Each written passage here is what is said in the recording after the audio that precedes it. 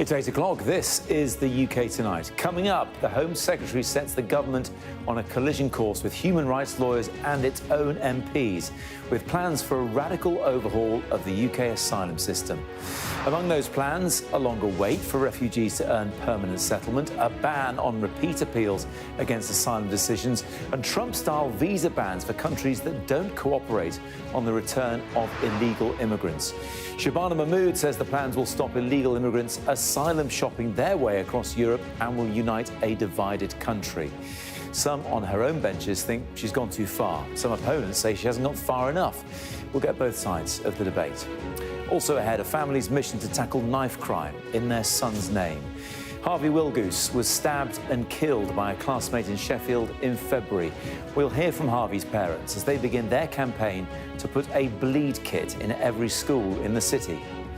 Plus, we'll try to get to the bottom of this huge fly-tipping site in Oxfordshire. It is 60 metres long, 10 metres tall, and was raised in Parliament this afternoon. And I'll be speaking to the parents who were arrested after making complaints about their daughter's school, have now got £20,000 in damages from the police. All that to come, and much more here on the UK Tonight.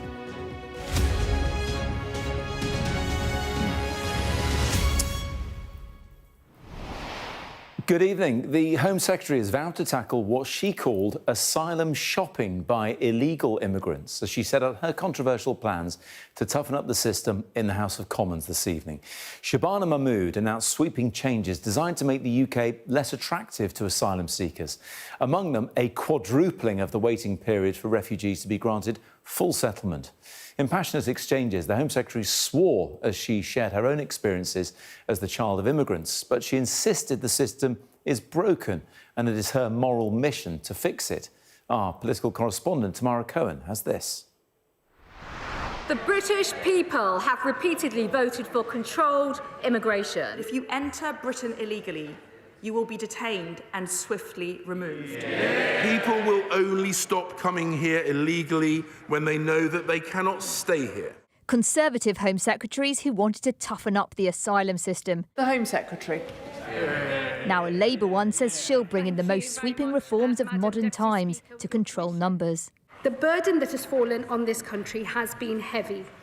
400,000 have sought asylum here in the last 4 years. It is making our country a more divided place. There will never be a justification for the violence and racism of a minority. But if we fail to deal with this crisis, we will draw more people down a path that starts with anger and ends in hatred. Kemi Badenoch. The Conservatives liked some of it. I do want to praise the new Home Secretary, Madam Deputy Speaker. She's bringing fresh energy and a clearer focus to this problem, and she has got more done in 70 days in the job than her predecessor did in a year. Some of what she is announcing simply does not go far enough. On this side of the House, we believe that anyone who arrives illegally, especially from safe countries, should be deported and banned from claiming asylum. The Liberal Democrats dislike the tone. What is not helpful is the Home Secretary claiming that the country is being torn apart by immigration. But the Home Secretary shot back. Unlike him, unfortunately, I am the one that is regularly called a and told to go back home. It is I who knows through my personal experience and that of my constituents just how divisive the issue of asylum has become. One new proposal is to prioritise removal of families with children whose claims have been refused, by force if necessary. Other proposals by the Home Office include limiting the right to family life under Article 8 of the European Human Rights Convention, restricting claims of torture and modern slavery, which it's claimed are being abused, and extending the amount of time in which asylum seekers can settle permanently in the UK from 5 to 20 years. The Home Secretary did promise safe and legal routes for some migrants would be set up. Well, the strategy is pretty clear. Voters, including left-leaning ones, are deeply concerned about particularly illegal migration and the need for control. And with reform soaring in the polls, the Home Secretary says this is the only way. But some Labour MPs are finding this very hard to stomach. The question is how many and how hard? This comment from the Deputy Leader of Reform will have deepened the unease. She's beginning to sound as though she's she's sort of putting an application for vetting to join Reform. These Labour MPs are dismayed by the proposals. It's about focusing on practicalities and not sort of referring to asylum seekers in a way which demonises them and which, frankly, does feed in to the language of the far right. I think it is cruel and I think it's inhumane, and I think that actually they will not answer the questions that we have. When we look at this so-called deterrence that the Home Secretary has outlined and briefed ahead of her statement, they remind me very much of what Robert Jenrick did with the painting over the mural for the children, and those deterrents didn't work. Asylum claims in the past year have been at the highest level ever. There are questions about how much of a dent these proposals will make. Tamara Cohen, Sky News, Westminster. So, plenty of division in the Commons over the Home Secretary's plans. But how are they viewed outside Westminster? And can they stand up to any legal challenge? Our Communities correspondent Lisa Holland has been taking a look. Is this a victory for protesters involved in a summer of demonstrations outside hotels housing asylum seekers? A grassroots movement of people angry about the numbers coming on small boats and Britain's wider troubled relationship with migration. Diana Bentley from West Yorkshire was one of those who took to the streets. She says it's far too soon to put away their flags for good. I don't think that the situation is going to get any better. People are losing patience and hopefully it will gather momentum. The peaceful protest will gather momentum and force the government to listen to ordinary British people who care about our country. I can speak English. A little bit? Well, a little bit of English. Asylum seekers are well aware how divisive the issue of migration now is in Britain, but rhetoric rarely scares them. However, questions are being asked about how the Home Office, already facing allegations of mismanagement, can cope with the increased administration the new strategy will bring. So we're actually quadrupling the Home Office's workload. And we already know, the notorious backlog already. People are waiting months, years. Court cases just piling up. A plan by the former Conservative government to send asylum seekers to Rwanda for processing never got off the ground. And Labour's so-called one-in, one-out deal with France has so far only returned small numbers of asylum seekers. But there are different hurdles with this scheme. I think that it will work, provided that the government drafts its legislation carefully. We haven't seen a draft bill yet, so we don't know whether they have done, but I'm sure that they're very conscious of the problems. In the West Yorkshire town of Huddersfield, there was a mix of political scepticism and anger. I think it should have been done years ago. We voted Labour in to stop this, didn't we? And it's never happened, has it? So it's just, nobody does out about it. They're human beings, which I think people tend to forget. I think we've become too strict. I don't necessarily think she's going to answer the problems, and it seems to me at the same time like she's trying to get the Reform voters on board who possibly wouldn't have voted for Labour anyway. Critics fear those in genuine need of sanctuary risk being alienated, but for some British voters, actions speak louder than words. Lisa Holland, Sky News. Well, lots to talk about, so I'm joined now by the former Director General for Borders and Immigration at the Home Office, Glyn Williams, and also Steve Valdez-Simmons from Amnesty International UK. Steve, first, do you understand why Shabana Mahmood feels the need to do this? Well, I understand that there's been a lot of concern about the number of people seeking asylum in the UK and the wreckage that governments have made of our asylum system at enormous cost and indeed a lot of pain to refugees. What I don't understand is why the government is now pursuing precisely the policies of Priti Patel, effectively. It's back to the legislation she introduced in 2022 to do things that were known then were not going to work. This isn't going to work. In fact, it's liable to make the situation far worse. Glyn, what do you think? Well, actually, I do agree with Steve on that point. When you get to the detail as opposed to the rhetoric, most of these proposals are retreads of what was done either in the Nationality and Borders Acts or the Illegal Migration Act or before then the Immigration Act 2016 and 2014. So actually, previous governments have been there and done this. I wonder if there's another area where you might both agree, which is the rhetoric of all this rather overshadows the substance. And also, and we heard this as a question in Parliament, the compassion. What do you think, Glyn? Well, I think rhetoric is not unimportant. And there is a big change that I see today in the rhetoric, in that previously this government and the previous Conservative government had attacked the people smugglers rather than the asylum seekers themselves. And I think the Home Secretary today has put more of an emphasis on the asylum seekers and on them taking responsibility and on the government being accountable for that. And it is, I mean, if you are trying to deter them coming, which I think is what she's trying to do, it is important to try and get the political message over. But then, my point is that has to be underpinned by policies that are actually going to work. Steve?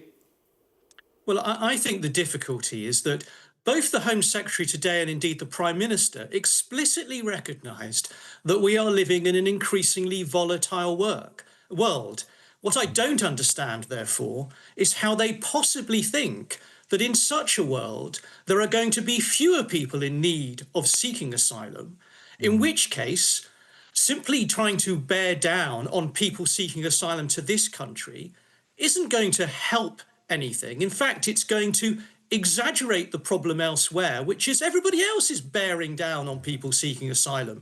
And one of the reasons, therefore, why first Europe and now increasingly the UK has seen a few more people than, say, the Pakistanis or the Iranians or the Lebanese or the Jordanians have seen for quite a lot longer, is that, quite frankly, other countries are fed up of carrying the responsibilities that too much we have refused. Did you say the Lebanese? Because I'm pretty sure like 1 million Syrians crossed the border into Lebanon when that civil war was happening. Absolutely. And in fact, if you think about it, the Jordanians, even more so, were already hosting 2 million Palestinians and the Lebanese close to 1 million Palestinians before that happened. And those countries, like the Iranians and the Pakistanis, with all the Afghans that they have been hosting for so very long, are increasingly putting pressure on people to leave. And choice between going back to persecution or still conflict in some of those places and making journeys to Europe, those are not things that are going to work out very favourably for European countries. Let's talk about a couple of the details the Home Secretary mentioned in her speech. She talked about 700 Albanian families being here, resisting going back to Albania, which is not one of those war-torn countries, Steve, that you're talking about. Is she right to be tightening things up so families like that, who don't have a reason to stay, don't stay? Well, I'm not sure about all the 700 families she talks about because, unfortunately, I don't know their circumstances. If she was trying to say... I'm not asking you about their specifics. I'm saying, you can say as a hypothetical if you want, but if there are people from countries where they're not being persecuted and facing oppression and they're deemed to be safe by the UK, she has to do something about it, doesn't she? Well, if they have no other basis for staying here, then yes. But I don't know how long those families have lived in this country. I don't know whether all those Albanian families are simply Albanian nationals or whether there's a British partner and British children in those families. So there may be other considerations. They would have to be looked at properly, case by case. Glyn, do you see it from that perspective as well? Steve's sort of talking about there's conflation here of trying to sort out people who shouldn't be here, no right to be here, no claim to asylum, that is overshadowing people who do have a right to claim asylum and be here and are fleeing things like certain death. Yeah, but the thing is, on the latest figures I've seen, about 75% of those who claim asylum actually get it, either direct from the Home Office or on appeal. So, and of the remaining 25% who are refused, I don't think many of them are actually removed. So those who are thinking of coming to the UK, particularly I'm talking about the small boats people, they're thinking, I've got a 75% chance of getting asylum, and if I don't, I'll probably never be removed. And I don't think today's proposals actually address that root cause, that root pull factor. So it's exceptionally dangerous, isn't it, crossing the channel? I mean, I think we can all agree on that, and there are ramifications for those who even attempt it. But I mean, this I started with this in 2018 when it all kicked off under Sajid Javid, and we said, oh, it's exceptionally dangerous, the maritime traffic, the currents, but I mean, tragically, some people have died and drowned in the channel, but not many. And they're willing to take that risk. Yeah, I guess that was the point I was making. I mean, people have died, so it's pretty dangerous. Most people would not attempt that. But it's a gamble that's worth taking, is what I'm asking you, Glyn. And still today. Yeah, their calculation, rightly or wrongly, is that it is a gamble worth taking because they think they will be allowed to stay one way or another. And nothing today has changed that. Yes, they might have to wait longer to get settlement. Yes, family reunion might be a bit more difficult. Yes, Article 8 cases might be a bit more tricky. That's all really tweaking the current policies. The other thing, Steve, I mean, and just touching on what Glyn talked about there, is this puts more work on the Home Office, and they haven't exactly been covering themselves in glory thus far. Do you think they can even cope with this? I think that many governments, and certainly this one again, is falling into the trap of simply requiring much more of the Home Office in circumstances where, as you quite rightly say, it is struggling under the policies it's already asked to implement. The idea that making refugees apply again and again and again, in numbers of thousands it would have to be, every 30 months, so the Home Office has to determine those claims. And then what? If the Home Office decides to refuse, what are people to do other than appeal their circumstances? So everything is increasing, not just pressure on the Home Office, in fact, but on the court system, the legal aid system and everything else. A little bit of detail was lacking over these holding hubs. I think if I've got the terminology right there, which the Home Secretary was asked about in the Commons, but didn't really give an awful lot of detail around. And there isn't much in the government's release on this either. What do you think that could be?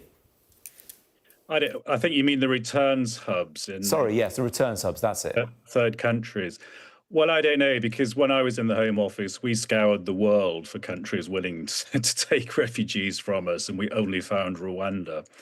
So I don't know where these other countries are where we could sort of either remove people to or park them there. So she's really got to just put some flesh on the bones of that if it's meaningful. Look, there is a lot to chew over here, and I'm afraid we don't have an awful lot more time to do that, but I really appreciate you both joining me. That's Glyn Williams and Steve Valdez-Symonds. Thank you both very much indeed. Thank you. We're going to cross to the White House right now, where in the past few moments Donald Trump has been speaking about the Epstein files. They want to buy. They've been a great ally. They've got to like us very much. Look at the Iran situation, what we did in terms of obliterating, we obliterated their nuclear capability. Yeah, I will say that we will be doing that. We'll be selling F-35s. Mr. President, to clarify something you posted on Truth Social last night. You urged House Republicans to vote in favor of this Epstein release bill they're going to vote on tomorrow. I just want to be super clear on your position. Do you want to see that pass the Senate? Would you sign that bill if it gets to your desk? I do want to. Here's what I want. We have nothing to do with Epstein. The Democrats do. All of his friends were Democrats. You look at this Reid Hoffman, you look at Larry Summers, Bill Clinton, they went to his island all the time, and many others, they're all Democrats. All I want for people to recognize the great job that I've done on pricing, on affordability, because we brought prices way down, but they're going way lower, on energy, on ending 8 wars and another one coming pretty soon, I believe. We've done a great job. And I hate to see that deflect from the great job we've done. So I'm all for it. We've already given 50,000 pages. You do know that. Unfortunately, like with the Kennedy situation, with the Martin Luther King situation, not to put Jeffrey Epstein in the same category, but no matter what we give, it's never enough. With Kennedy, we gave everything and it wasn't enough. With Martin Luther King, we gave everything and it's never enough. We've already given, I believe the number is 50,000 pages, 50,000 pages. And it's just a Russia hoax as it pertains to the Republicans. Now, I believe that many of the people some of the people that we mentioned are being looked at very seriously for their relationship to Jeffrey Epstein, but they were with him all the time. I wasn't at all. And we'll see what happens. What I just don't want Epstein to do is detract from the great success of the Republican Party, including the fact that the Democrats are totally blamed for the shutdown. You know, they cost our country hundreds of billions of dollars with that, at a lot of inconvenience. So I'm for any, I don't, they can do whatever they want. We'll give them everything. Sure, I would. Let the Senate look at it, let anybody look at it. But don't talk about it too much, because honestly, I don't want to take it away from us. It's really a Democrat problem. The Democrats were Epstein's friends, all of them. And it's a hoax. The whole thing is a hoax. And I don't want to take it away from really the greatness of what the Republican Party has accomplished over the last period of time. Yeah, Mr. President, on affordability, that was Donald Trump speaking about the Epstein files in the White House. Now, last week we brought you the story of Nonita Grabovskaita, who died just days after her 18th birthday. And her death has exposed a care sector in crisis. When a young person in care turns 18, a support network is immediately removed. As Nonita approached that date, everyone knew about her mental health problems. She'd repeatedly told those responsible for her care that she planned to kill herself, but she was discharged without a referral to adult mental health services. She died 2 weeks later. There are now calls to examine what's been described as a culture of secrecy and cover-up in children's social care. Our People in Politics correspondent Nick Martin joins me now. Nick, it's good to see you, and you've looked at this in depth. What kind of response has there been to your investigating? Yeah, good evening, Matt. Nice to talk to you. We had an enormous response to the documentary and our coverage on Sky News last week. I had hundreds of emails, and there was lots of discussion about Nonita's story on social media and a lot of sadness about her story. And during the course of making the documentary, a few questions really came to the fore, and that was the level of care that Nonita was given by her council, her corporate parent, and the NHS and all of the agencies around her. And after we broadcast that story, there was quite a lot of conversation held within Barnet Council, her corporate parent. And at the end of the week, there were calls for an emergency meeting, for the leader of the council to resign, and claims that the council simply did not know about Nonita's story and her case, which is quite remarkable when you think of it. Now, today I spoke to the leader of the Conservative group at Barnet Council, Peter Zinkin, and he told me that the first time he knew about Nonita's death, bearing in mind he is technically a corporate parent, was the night before we broadcast the documentary, and the chief executive wrote to councillors to warn them of what was coming. Here's what he had to tell me earlier today. I have never seen people so angry about something in the 12 years approximately that I've been a councillor. And they were angry that they didn't know, and that all this had happened and all these different things had happened, and nobody had had the sense to tell councillors about it. What did you and your colleagues know about Nonita Grabovskaita, her life and her death? The answer is very little. In that, just I think before your documentary came out, or as your documentary came out, the chief executive of the council sent a note to all councillors telling us about the documentary, which was the first I personally knew about it. So just let me be clear then, the leader of the council nor the cabinet member responsible chose to inform councillors? No. At key points? No, at no point. What do you think about that? Well, I am cross about it. How could they not tell us? Because if they had told us, we would immediately have asked what happened, whose fault was it? Because that's unfortunately the question that everybody does ask What have we learned? And are we doing it better now? And that's why we refer to a toxic culture of secrecy and cover-up, because it may all be fine, it may not. But how are we supposed to know? You know, what's happened has happened, and somebody needs to be held accountable, which is why we have asked for the resignations of the leader of the council and the cabinet member for family-friendly Barnet, as they like to call it. Now, over the course of the last few days, we've actually learned that since 2022, a total of 3 care leavers in the care of Barnet Council have died, Nanita Grabowskite being one of them. I have no more information about the other 2.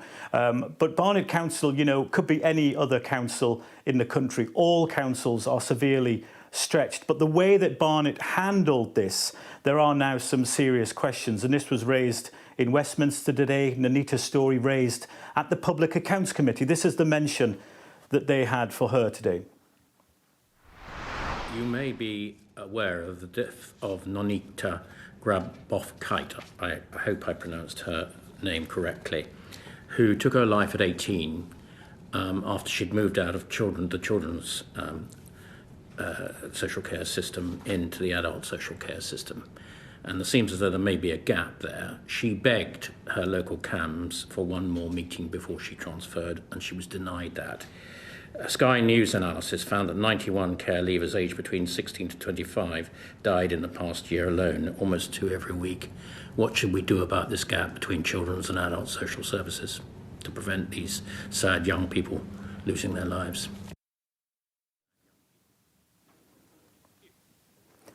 So huge questions now to be asked about who knew what when about the death of 18-year-old Nanita. We know that there were 2 reviews carried out at Barnet Council into lessons that could be learned into her death. Those reviews, crucially, have not been made public, and they were not available to us. We also know that there was a meeting, a corporate parenting meeting where Nanita was mentioned, but nothing more was said. So allegations that there is a culture of silence and cover-up do have to be addressed by Barnet Council. Now, I've been asking that authority for an interview for the last 4 months. Tomorrow, I will sit down with the leader of Barnet Council. We will talk all of this through, and I hope to bring you that tomorrow evening.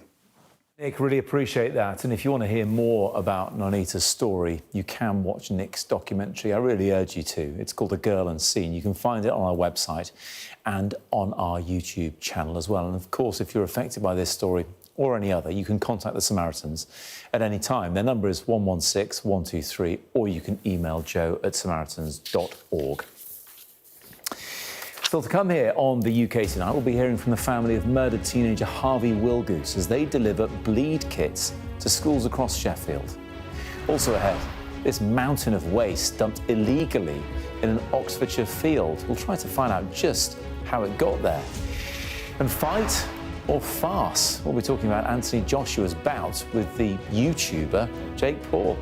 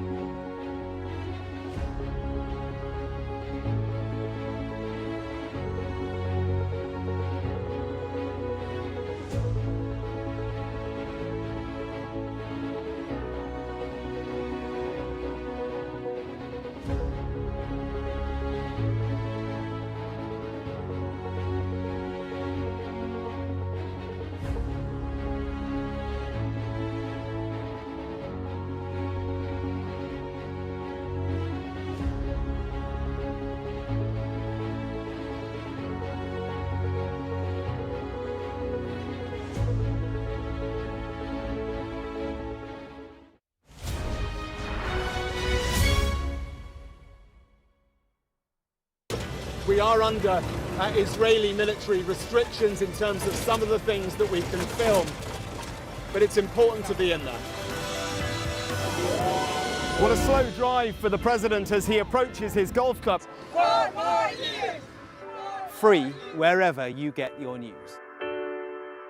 I'm Mark Stone and I'm Sky's correspondent based here in Washington, D.C.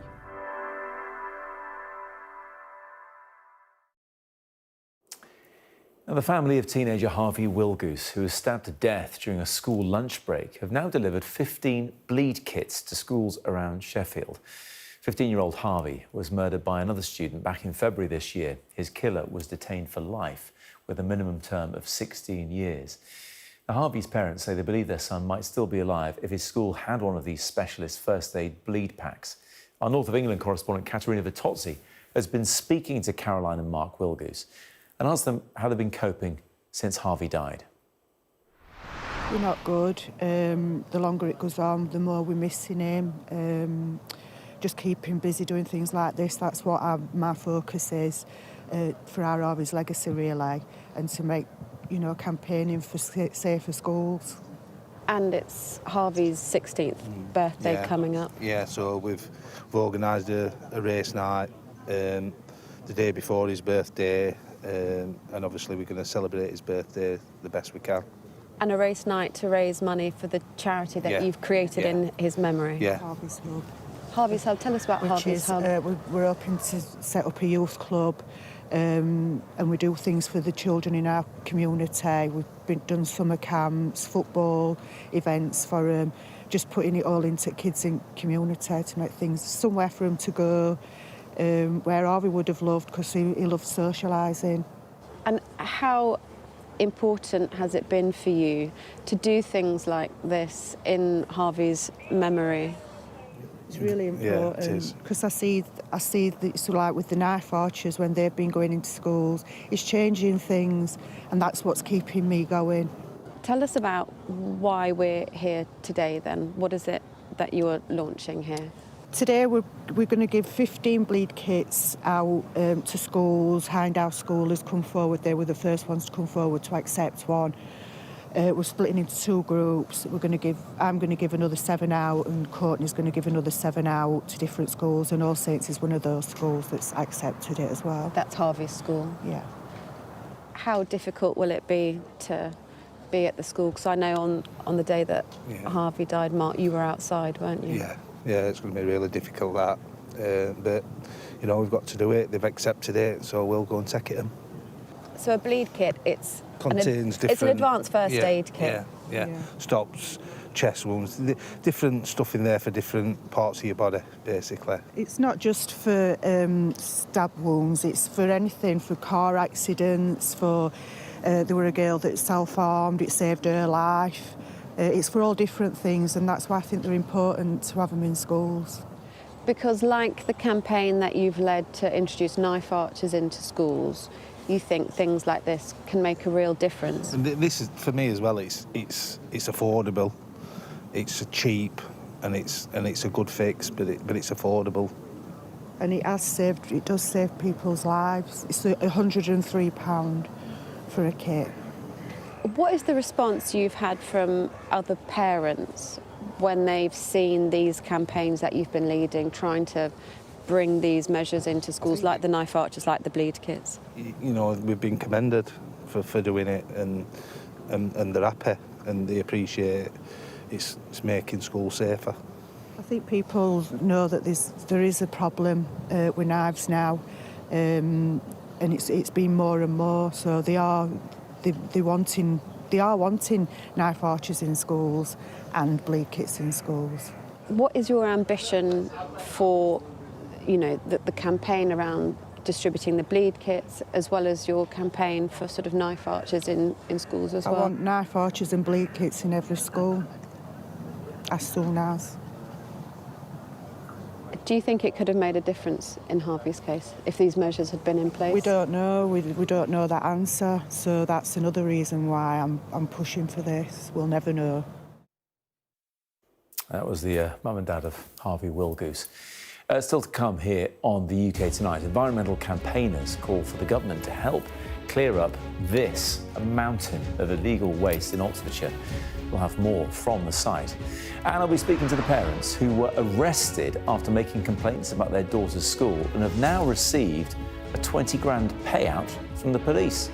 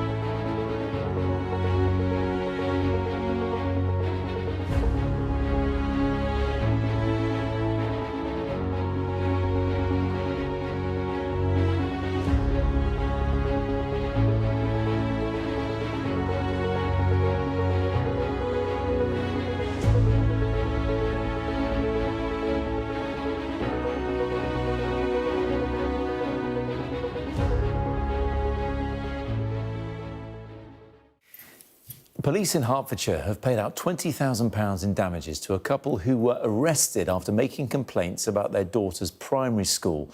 Rosalind Levine and Maxie Allens say they were held at a police station for 11 hours after being detained by 6 officers on suspicion of harassment, malicious communications and causing a nuisance on school property. The force has now admitted the arrests were unlawful. Rosalind and Maxie join me now. You must be relieved, Maxie. Yes, it was quite an emotional moment when the email came through from our lawyer a few days ago, because I suppose it's a form of vindication and exoneration, because if you're arrested but you're never charged, there's never a trial, the only way to get an exoneration is to go through a wrongful arrest procedure. And the thing is, of course, that other people were put through the ringer by this. Our 3-year-old daughter, who was there when we were arrested, our other daughter, who was in her first week at her new school, our neighbours, some of them were in tears at what had happened, and our family. So I think getting to this outcome means quite a lot to quite a lot of people. Yeah. And Rosalind, the daughter you were complaining about the school, if I'm getting that right, complaining about, nevertheless, she has learning difficulties. And a lot of parents will recognise the frustration they have in getting the provision they want for their children. Yeah, I mean, when you have, I think you don't really understand until you have a child with special educational needs, just how much you have to fight for them. You know, we have been fighting to get her the extra help that she needs in school. We've also had to have discussions about all of her new teachers being trained to manage her epilepsy. There's just a lot of thought that goes into managing somebody with special educational needs. It's difficult. Because you were spoken to by police prior to 6 of them marching up your path and knocking on the door. And that was caught by your door camera there. You were spoken to and probably thought, I mean, when they even spoke to you, you must have thought, hang on, this is gone a bit far. Well, yeah, I mean, it was just me. It was only me that the police officer spoke to on the in December last year, about 5 weeks before the arrest. And the main thing he wanted to say was to talk about how our interactions with the school began in this way, which is that I'd been a governor, and then there was really confused process around recruiting a new head teacher. And I made some queries. I didn't think it was being done right. I don't think they liked that with my queries. And when the police officer came to our house, he said, stop asking about the head teacher recruitment process, which I thought was quite a strange thing for a police officer to say. He also advised us to take our daughter out of the school, which, again, is a strange thing for a police officer to get involved with. It is, yeah. Even then, I thought this is really strange. But we kind of thought that was it. And then it wasn't, because 5 weeks later, they turned up in force. A couple of other questions. I mean, so many questions, right? Because it's just so out of the ordinary. What are the police like with actual crime in your area? If you wanted 6 coppers to turn up because of, I don't know, a mugging or a burglary or whatever, would you expect them to do that? From my understanding, they're one of the worst performing forces in England and Wales. I think I read somewhere that they only solved 12% of crimes last year. You kind of hope that they would be focusing on the real crimes. If people's houses are broken into, any kind of assault, you think those are the things that they should be turning up in force for, not somebody saying what essentially boils down to some hurty words. I was slightly different to you, actually, because there have been a number of quite high-profile cases in Hertfordshire. I mean, the most high-profile, the horrific incidents involving the Hunt family and the Crossbow murders, which are ambitious. Yes. And there are a number of high-profile incidents where actually Hertfordshire police responded extremely well, and they dealt with the situation and very serious crimes very professionally. So that's there on one hand, and then on the other hand, our case. It's very strange how you marry those two things up. Yeah. And I think ultimately we've settled our case, and they've made an offer which we've accepted because it's a pretty good one.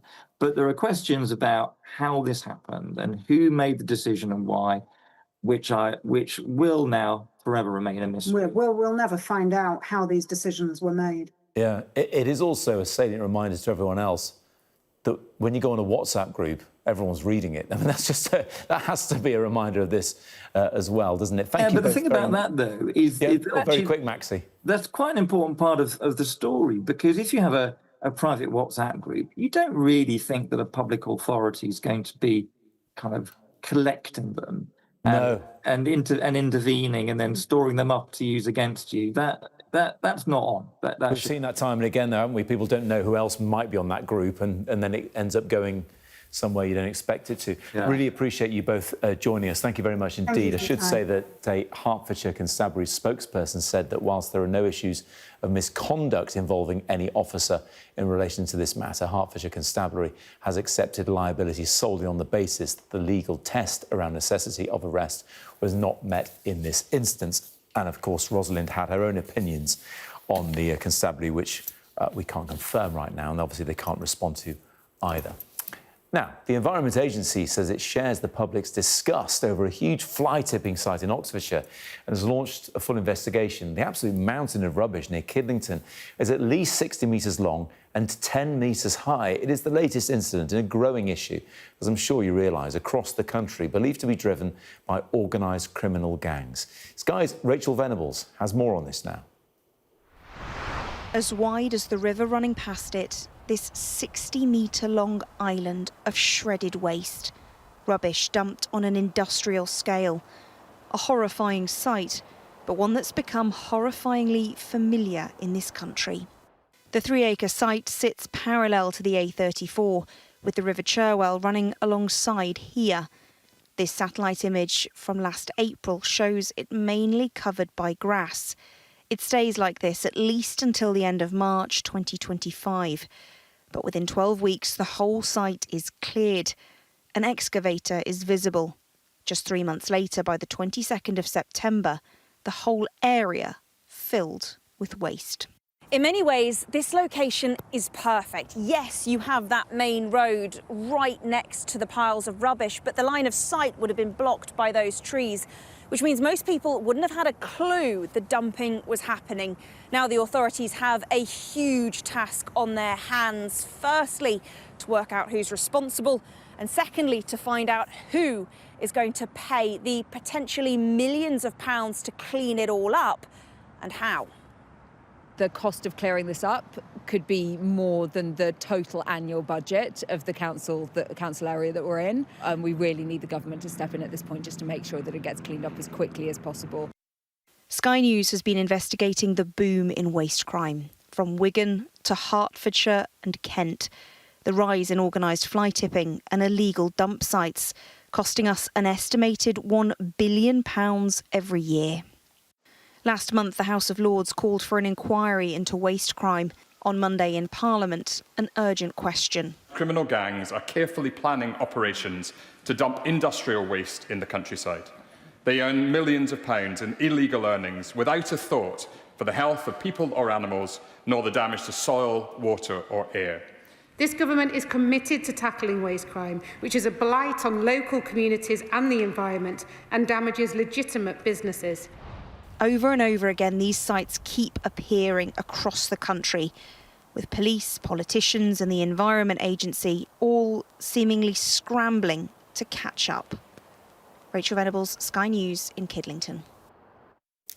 This is the UK Tonight. Still to come, we hear from Jake Paul's manager as the YouTuber announces he'll be fighting the former heavyweight world champion, Anthony Joshua. I wonder who's going to win that one. And can Scotland qualify for the World Cup finals for the first time since 1998? We'll be hearing from boss Steve Clarke next.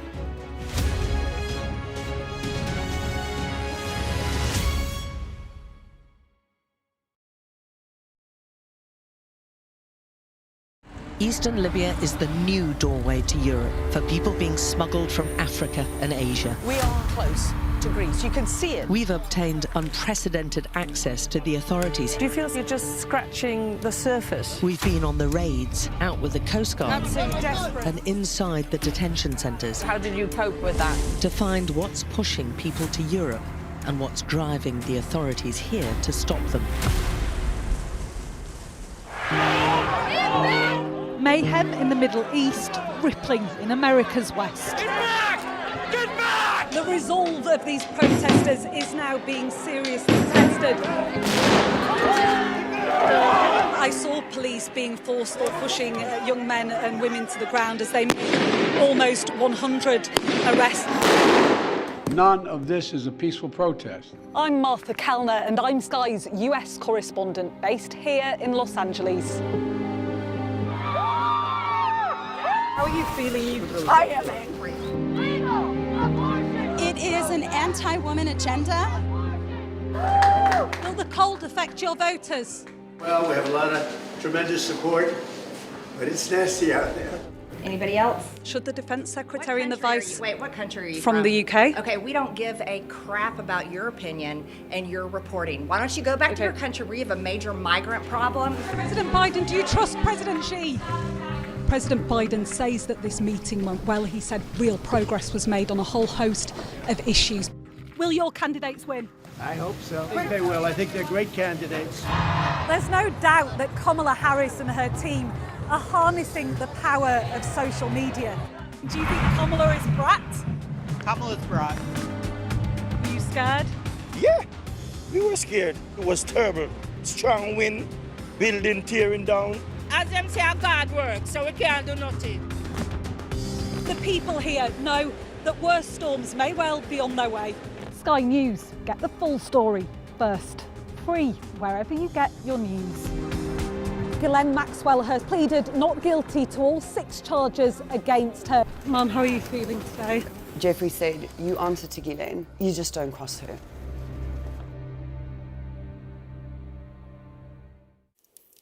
Now, boxing. Anthony Joshua is going to take on the YouTuber turned boxer Jake Paul in a professional bout in Miami next month. The former world heavyweight champion hasn't fought since being beaten by British compatriot Daniel Dubois at Wembley in September last year. Our sports correspondent Rob Harris joins me now. This is intriguing because AJ is an incredible boxer. Jake Paul's a pretty good boxer. You've been speaking to his boss as well. Yes, this fight announced it's going to be taking place in just a few weeks in Miami in December, so a really late announcement. But is it a blockbuster bout or a bit of a farce that will expose Jake Paul to injury? Well, I've been speaking to his manager today about just how big this is and what risks there might be. I think for Jake, it's doing the impossible, silencing the doubters and putting himself in a position to be in conversation for a belt, and he gets that if he beats Anthony Joshua. And for Joshua, it's pretty simple. He's been out for quite a bit of time. He comes back and does one of the biggest events in the world, and if he knocks out Jake Paul, he will be idolized by many within boxing. It angers people in boxing that we can come in and get as much attention and notoriety as we have, as quickly as we have. Is there a fear of injury? I think there's fear of injury in any sport, number one. Number two, I would say if you look at any boxing event on any given day, there's much larger mismatches than what this fight is.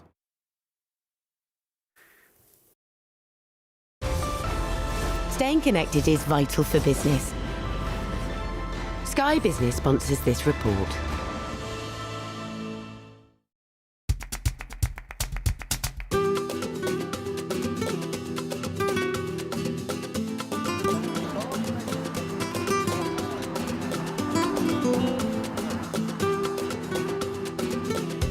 The club made a great pitch to me, that they wanted me. They gave me a 4-year contract.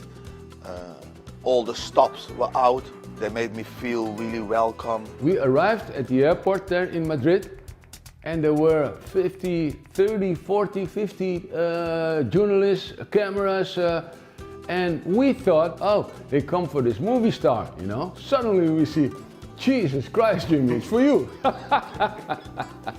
It's always difficult losing a great player. Jimmy, for me, was always a world-class striker. Probably not talked about as much, I don't think, as to some of the other great strikers, but I was fortunate enough to play with him. We obviously made a very good profit on him. If you just take the business transaction, not the football emotion, the transaction was a good deal because we bought him for 2 and we sold him for £12 million. In 2 years, got 6 times their money. I was not a big earner at the time at the club. So for them, it was a big gain.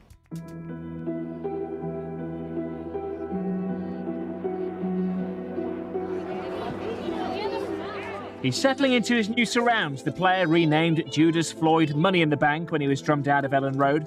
But stories of excessive demands were fictional, according to Atletico's new signing. I was supposed to stay there. I was supposed to sign a new contract and feel happy. If they can ask 12 million for a player, the rest is all clear. Were you asking to be the most highly paid player in the Premiership, as we're led to believe? No, don't believe the figures at all. Don't believe the figures at all. You didn't want £40,000 a week? Would have been nice, but is that what you were demanding? That's not what I asked. Reading the text last night, that was nothing about money from his agent. Well, Jesus, lads, honestly, if that wasn't about money, I don't know, then maybe I'm getting it wrong when he said me there. A lot of you have written good articles about it. And all I'd like to say is that I've seen quotes of 45,000. I think you're being modest to Jimmy on that one, honestly. I wouldn't like to say, but I think you'd be disappointed if you're only saying that, honestly. Did you feel you had to speak out publicly for the club? Yes, you have, because we didn't want to sell a top player. I had one of the best number 9s that you could wish to have. It puts me under pressure then. I've got to go out and buy and put your head on the block to buy a number 9. Did we sell a bad player? No, we sell the top player. It did disappoint me. How everything went, it made me look bad in front of the fans. It was not necessary. the perception that people have of me, the difficult person, blah, blah, blah, that is never there. I would have tried to find a solution. What we didn't do is say he was a difficult character. I think we alluded to his desire. Short-term basis following the resignation of Brendan Rodgers last month. Talks are understood to be ongoing with Columbus Crew head coach Wilfred Nancy, but a deal has yet to be agreed. Now, the Ashes get underway on Friday with the first test in Perth. The Mind Games, however, started long ago. And Australia bowler Scott Boland is the latest to get involved, I should say. He's revealed the one player that the Aussies will target particularly fiercely. I think you always want to try and take down the best players. And like in the past, when Joe Root's been captain, you always want to try and, I don't know, take down not take down, but you want to make sure they have as little impact as you can. And obviously, England have got quite a few good batters that will be looking to do that too. Looking forward to it. OK, you're all up to date with the sport. Plenty more over on Sky Sports News. We'll be back a little bit later. See you soon. Thank you, Jess. Time for a quick look at the weather now. And it's going to get colder before milder conditions return sometime next weekend. There are early yellow warnings of snow and ice for northern and eastern areas, but frosts will be widespread away from the milder southwest. It's going to be a fine and dry end to the day for most, but cloud gathering in the northwest will bring showery outbreaks. These falling as snow over the high ground and as sleety rain at lower levels. Winds will freshen too, making it feel bitterly cold. Looking ahead to overnight, the rain, sleet, snow mix will spread southwards. The clear skies over eastern counties will lead to temperatures low enough for a widespread frost and the risk of some icy stretches in the north. That's all from the UK tonight. You can catch up on all the highlights on our webpage. Next up, it's Yalda with The World. Thanks for watching. Bye for now.